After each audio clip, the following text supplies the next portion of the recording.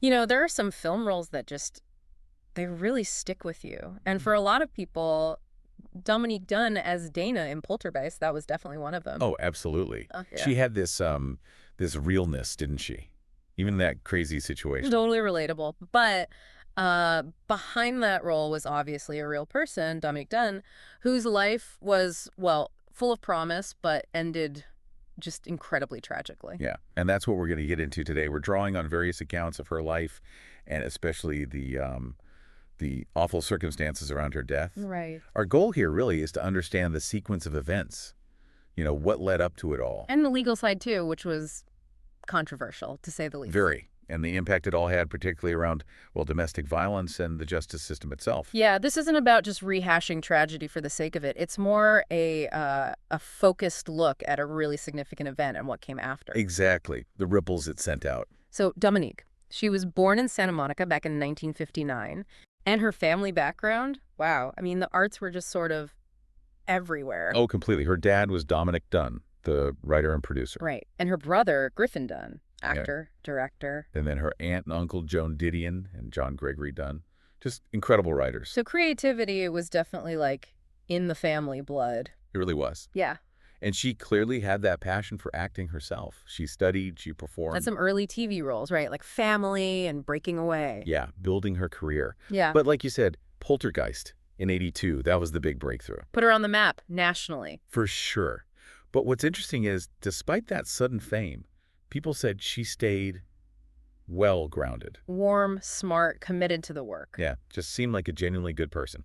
Okay, so then 1981 happens. She meets John Thomas Sweeney. Right. He was a sous chef at Mal Maison, that well-known LA spot. And things apparently moved pretty fast. They moved in together fairly quickly. They did. But the accounts we've looked at, they suggest there were warning signs quite early on. Trouble brewing. Definitely. Sources mention Sweeney showing, controlling behavior, jealousy. Which then led to arguments? Frequent arguments, yeah.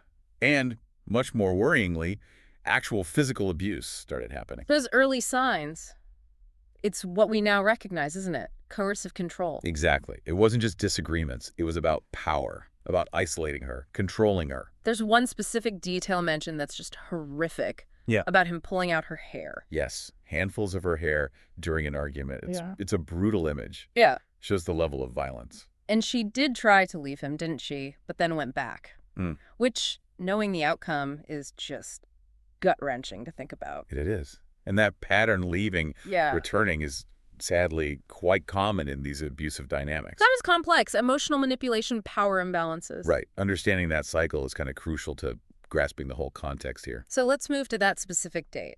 October 30th, 1982. Okay. She's at her place in West Hollywood. She's actually rehearsing. Yeah, for the miniseries V, with another actor, David Packer. And then Sweeney shows up, uninvited. Uninvited. Says he wants to talk to her. So they go outside, onto the porch. According to Packer, who was still inside, they started arguing. And Packer heard things. He reported hearing smacking sounds first, then 2 screams, and then a thud. Oh, God. And he tried to call the police. He did, but there was this issue. He was told her house was outside their jurisdiction. You're kidding. In an emergency like that. It highlights a real systemic problem, right? How jurisdictional lines can delay help. It's almost unbelievable. Absolutely unbelievable. Crucial time lost. Yeah. So Packer eventually goes outside. And he finds Sweeney kneeling over Dominique. She's unconscious there in the driveway. And Sweeney. He apparently confessed right then and there, told the authorities, "I killed my girlfriend." Just like that. Just like that. She was rushed to Cedars-Sinai, put on life support. But she never woke up. No. Declared brain dead. The family had to make that impossible decision. To remove life support. November 4th. Yeah. He was only 22. It's just devastating. And then came the legal battle. Which, as you said, became hugely controversial. Sweeney was arrested, charged with second-degree murder. But the trial, things didn't quite go as the prosecution or the public might have expected. Not at all. The judge, Burton S. Katz, made some key rulings that really limited the prosecution's case. Like what specifically? Well, crucially, testimony from an ex-girlfriend of Sweeney's about a previous alleged assault she'd suffered. That was ruled inadmissible. Wow. Okay. And Maybe even more significantly, the prosecution was blocked from presenting evidence about Sweeney's history of abusing Dominique herself. So the jury didn't get to hear about the pattern, the previous violence, the hair-pulling incident, none of that. Largely, no.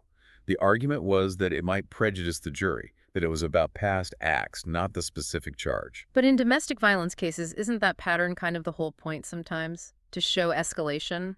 That's exactly the debate. Many argue it's essential context. But legally, there's this tightrope walk about character evidence versus evidence directly related to the crime charged. Here, the judge leaned towards exclusion. So without that context, the jury came back with, Voluntary manslaughter. A yeah, lesser charge than the murder charge they started at with. this sentence, 6 years in prison. 6 years for taking her life after documented abuse. And he served only 2.5 years of that sentence. 2.5 years, you can only imagine. I mean, the family's reaction, the public's reaction. It was massive outrage. A real sense that justice absolutely hadn't been done.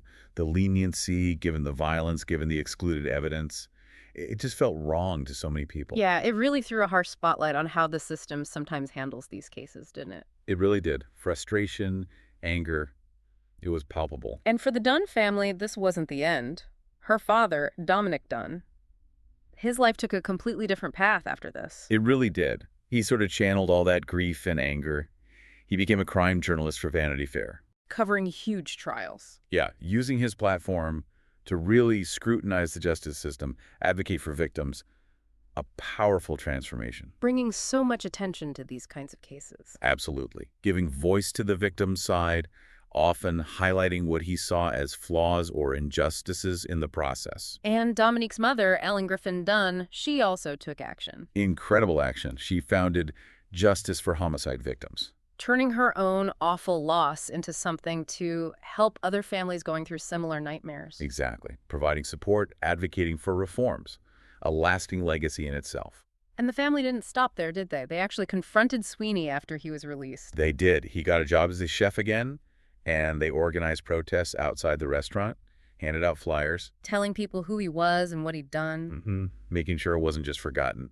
Holding him accountable in the court of public opinion, even after the legal system had, in their view, failed. Their determination is just incredible. Unwavering. Keeping Dominique's memory alive, fighting for what they believed was right. Dominique's story. It's just such a brutal, undeniable reminder, isn't it? The danger of domestic violence. It really is. It forces you to confront how devastating it can be.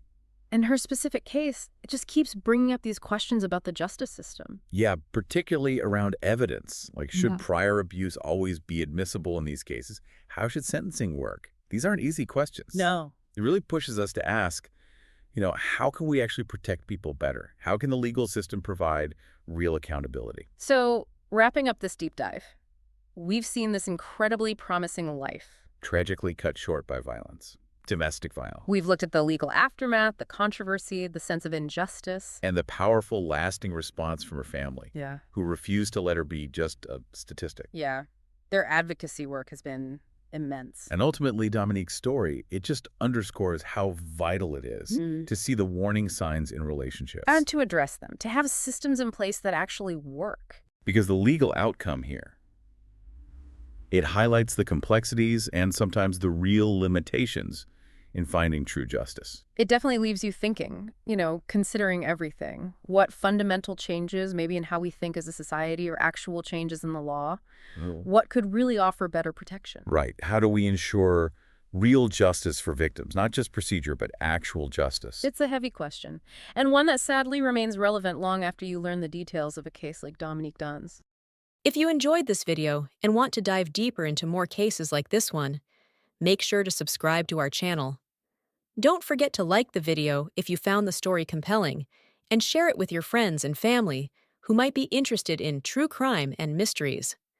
By subscribing, you'll stay up to date with all our latest content and join a growing community of curious minds exploring the most fascinating cases. Click the notification bell so you never miss an upload.